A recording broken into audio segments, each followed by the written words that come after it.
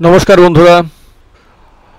পশ্চিমবঙ্গের মুখ্যমন্ত্রী মমতা বন্দ্যোপাধ্যায়ের সমর্থকরা কি এখনও মমতা ব্যানার্জিকে প্রধানমন্ত্রী হিসেবে দেখতে চান?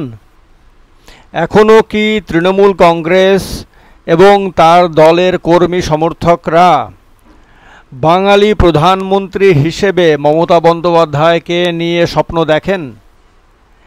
এই প্রশ্নটা নতুন করে উঠে এসেছে একটাই কারণে, যে গত বেশ কয়েক বছর ধরে কংগ্রেসের সঙ্গে অনেকটা দূরত্ব রাখার পর এবারে কর্ণাটকের নির্বাচনের আগে মমতা বন্দ্যোপাধ্যায় কর্ণাটকের মানুষকে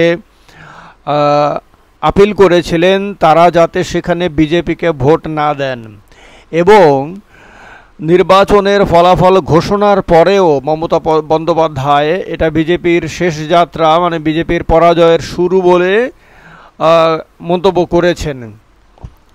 এখন প্রশ্ন হলো যে অ্যাকচুয়ালি তো ভারতবর্ষে স্বাধীনতার পর থেকে এখনো পর্যন্ত কোনো বাঙালি প্রধানমন্ত্রী হননি। যদিও স্বাধীনতা আন্দোলনে বাঙালির অবদান সবচেয়ে বেশি ছিল, বা স্বাধীনতার আন্দোলনকে বাঙালিরাই নেতৃত্ব দিয়েছিলেন, সবচেয়ে বেশি রক্ত ঝরিয়েছিলেন, এটা ইতিহাসই বলে। কিন্তু স্বাধীনতা পরবর্তী সময়ে বাঙালি রাষ্ট্রপতি হয়েছেন, তাও দীর্ঘদিন পরে, প্রণব মুখার্জি। কিন্তু বাঙালি এখনও প্রধানমন্ত্রী কাউকে করতে পারেনি, মানে বাঙালির মধ্য থেকে কেউ প্রধানমন্ত্রী হয়নি। যদিও জ্যোতি বসুর নাম একবার উঠেছিল, কিন্তু তার দল আপত্তি করায় জ্যোতি বসু পশ্চিমবঙ্গের তৎকালীন মুখ্যমন্ত্রী, তার আর প্রধানমন্ত্রী হওয়া হয়নি। ফলে বাঙালির প্রধানমন্ত্রী হওয়ার একটা যে সম্ভাবনা তৈরি হয়েছিল সেটা আর পূর্ণ হয়নি। প্রণব মুখোপাধ্যায় কংগ্রেসের দীর্ঘদিনের বড় নেতা এবং কংগ্রেসের অন্যতম নীতি নির্ধারক প্রণব মুখোপাধ্যায় একদিন না একদিন প্রধানমন্ত্রী হবেন বলে কংগ্রেস কর্মীরাও স্বপ্ন দেখতেন, বাঙালি স্বপ্ন দেখত। সেই প্রণব মুখোপাধ্যায়েরও শেষ পর্যন্ত প্রধানমন্ত্রী হওয়া হয়নি। তিনি শেষ পর্যন্ত তাকে কংগ্রেস দল, অবশ্য সোনিয়া গান্ধীর নেতৃত্বাধীন কংগ্রেস দল অবশ্য তাকে প্রধানমন্ত্রী না করলেও ভারতের রাষ্ট্রপতি হওয়ার সৌভাগ্য, মানে সুযোগ প্রদান করেছে। ফলে ভারতে বাঙালি রাষ্ট্রপতি হিসেবে প্রণব মুখোপাধ্যায়কে দেখেছে, মানে বাঙালি দেখেছে। তো কিন্তু মমতা বন্দ্যোপাধ্যায়কে প্রধানমন্ত্রী পদে দেখতে চেয়ে তৃণমূল কংগ্রেস ব্যাপকভাবে প্রচার শুরু করেছিল 2021-এর পশ্চিমবঙ্গ বিধানসভা নির্বাচনে।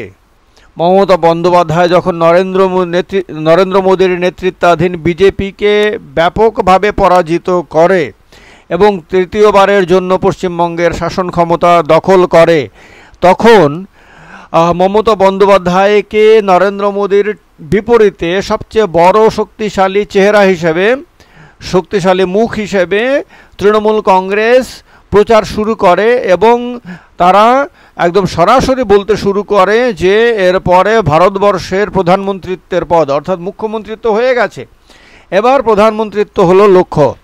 ফলে মমতা বন্দ্যোপাধ্যায়কে তৃণমূল কংগ্রেস যে প্রধানমন্ত্রী হিসেবে দেখতে চেয়েছিল সেটা একদম সবার সামনে চলে আসে।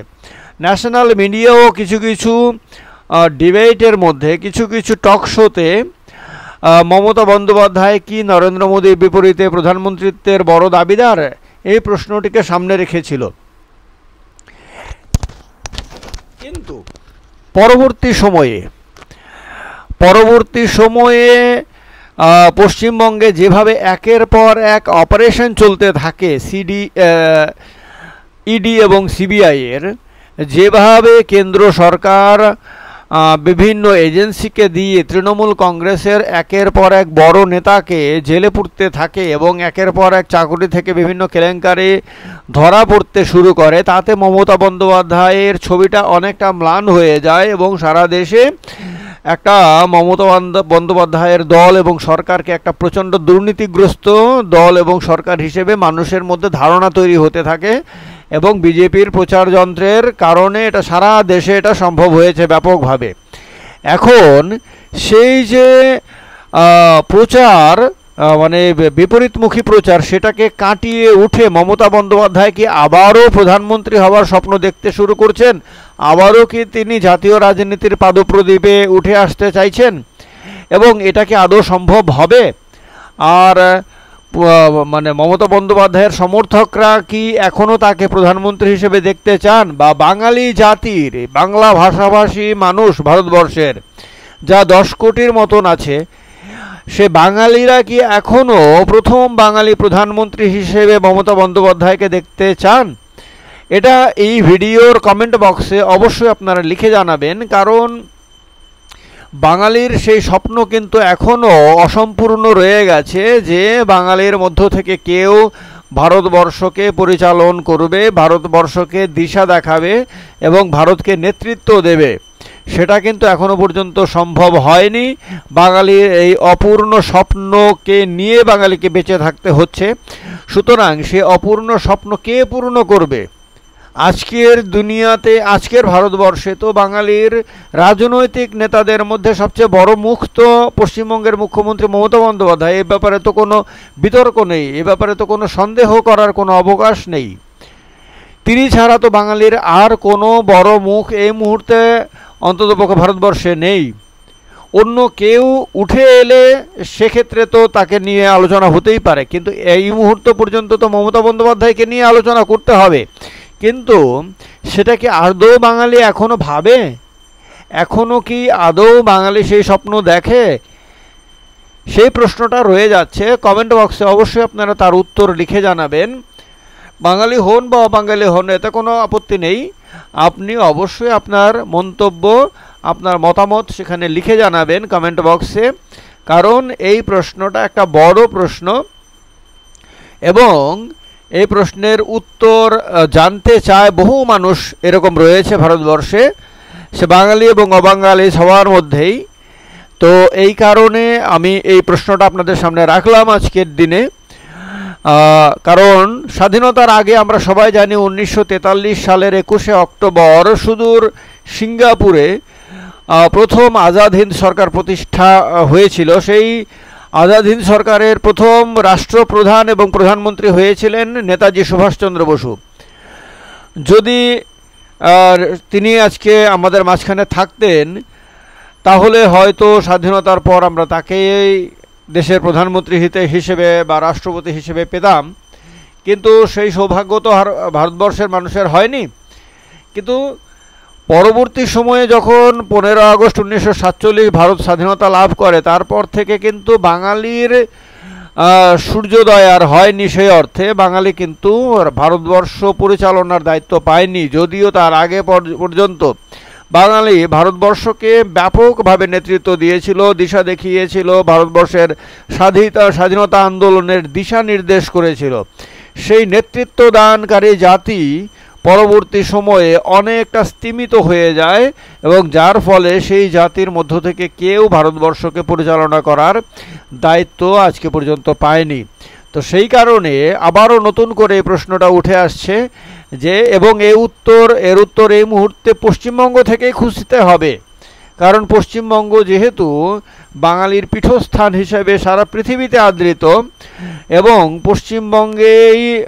পশ্চিমবঙ্গের মধ্য থেকে এ পর্যন্ত বড় বড় বাঙালি নেতা ভারতবর্ষ পেয়েছে, সে কারণে পশ্চিমবঙ্গ থেকেই তার প্রশ্নের উত্তর খুঁজতে হবে। ত্রিপুরা হোক, আসামের বরাক ভ্যালি হোক, অথবা ভারতবর্ষের অন্যান্য বাঙালি অধ্যুষিত অঞ্চলগুলো হোক, সব জায়গার মানুষও কিন্তু পশ্চিমবঙ্গের দিকেই তাকিয়ে থাকে, বিশেষ করে কলকাতার দিকে তাকিয়ে থাকে। কলকাতাকে বাঙালির রাজধানীও বলা যায়, সারা পৃথিবীর বাঙালির রাজধানীও বলা যায়। কলকাতার এত আকর্ষণ, এ ব্যাপারে কোনো সন্দেহ নেই।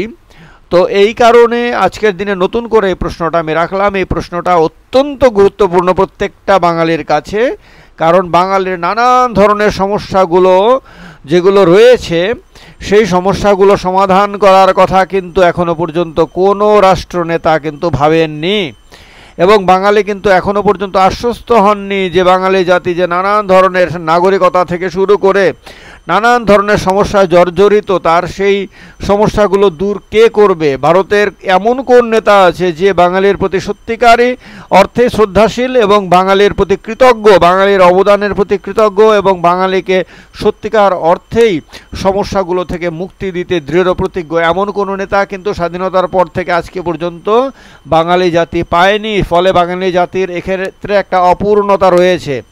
তার কারণেই এই প্রশ্নটি আজকে নতুনভাবে তুলে ধরার অবকাশ রয়েছে।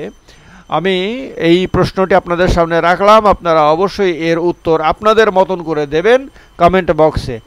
আর এই প্রশ্নটিকে নিয়ে আমরা অবশ্যই আগামী দিনে আরও আলোচনা করব আপনাদের মতামতের ভিত্তিতে।